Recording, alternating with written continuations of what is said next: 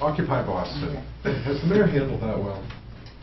How he's treated? I'll publicly state my one criticism of the way it's been handled. I do think they should have been required to seek a permit. I do think if you just arbitrarily waive the permit process, it sets what they call a moral hazard in economics, and then the law becomes more arbitrary and not equal for everybody. So, but they could solve that problem right now. They just should retroactively apply, and get on the right side of the law. That's it. I'll agree with Sean. They should have been required to get a permit. I do believe in the fact that the working classes has hit the boiling point. So I'm supportive of the message, although the message means different things to different people. For some it's sort of anti-banks, for some it's anti-elected officials. I mean, so I made the comment the other day that someone said they don't want to be like the Tea Party. They want to sort of be, they want to be in all things to all people. And make an nautical term, it's kind of like a rudderless ship. I mean, in order for a leader to emerge or to have a clearly defined message, other than riding out Mother Nature and the weather, and we know how cold it's going to get on Dewey Square pretty soon, the fact of the matter is that people in our city are hurting. We've all talked to them out on the stump. They're out of work, and some have been out of work for several years. We boast of the best colleges and universities in the world, yet our kids, not only can they not compete at that level, they'll never get in. Anybody else on this question? Sorry, I was late. Glad to have you. So Occupy Boston, I think the question was... Has the mayor handled the Occupy Boston movement in the right way, or?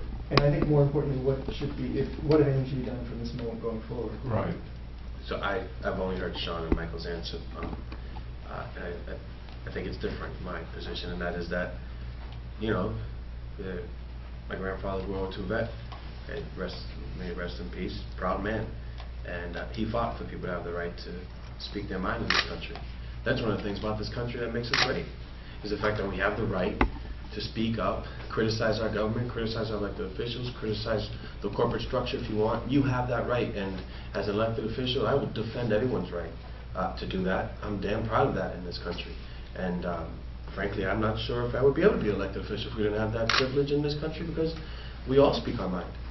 And we do it without fear of any, any legal action on us or any sort of strong arm on us. So there are a bunch of people out there. It's a misqualification to call them young. I've been there twice now. They're mixed in race and age and gender and even political ideology.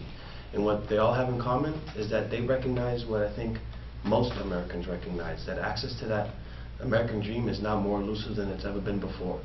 And they're doing their best, and with the way they know how, to bring attention to that and create change in this country. Good for them. Anybody else? Sure. I consider them to be patriots. Dissent is the ultimate patriotism.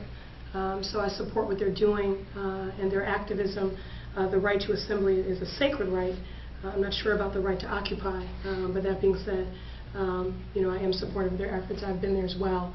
I would say my one frustration as someone whose work in broad strokes is about eradicating poverty is that, this lack of access to opportunity. There have been these social inequities and disparities for quite some time, and some communities have disproportionately sort of been participating in a synchronized drowning, if you will, and I don't believe they receive the same attention. For example, I know there was an incident with some homeless people during one of the Occupy settlements.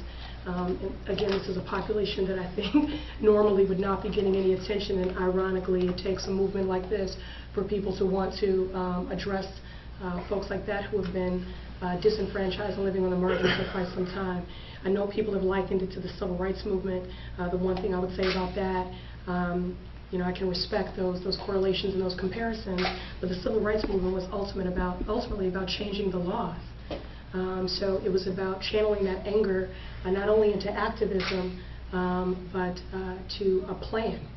And so I'm hoping to see one materialize. And I would love for them to be working, with us. I believe my rudder for government, or rather, the lens by which I see this is, I believe the role of government is when it is right to keep it right, and when it's wrong to make it right. And I think that they could play a critical role in supporting us to push back on these inequities and corporate greed. So I hope that many more of them will connect to political infrastructure and register to vote and participate.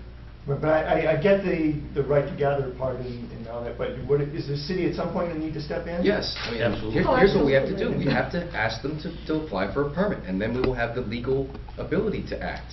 But we've turned it into a little piece of lawlessness, you know? This precedent was set. And so then they tried to expand because they had been given the encouragement, and then it started to become a problem. So we have to decide what we're going to do. And it's not like the civil rights movement, in that the civil rights movement said, this is the law we have a problem with. We're all going to gather and break it because we disagree with it. They didn't say we disagree with the permitting, regulations in Boston. So, Anybody disagree if they're with going to Sean be taken saying? seriously as a movement, they have to have principles and they have to have philosophies. Now, the mayor should have required them to get a permit. I know I can say that, I'm not sure everyone would agree, but I can say that the mayor should have required them.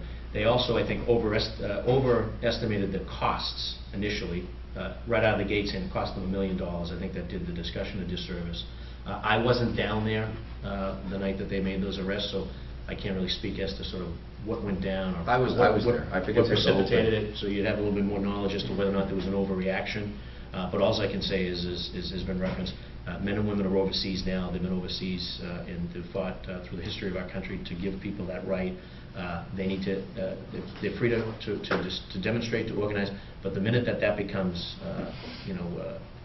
uncivil or destructive, the costs are going to be borne by the taxpayers of Boston, not the corporations. And so, at that point, the city would be required to step in.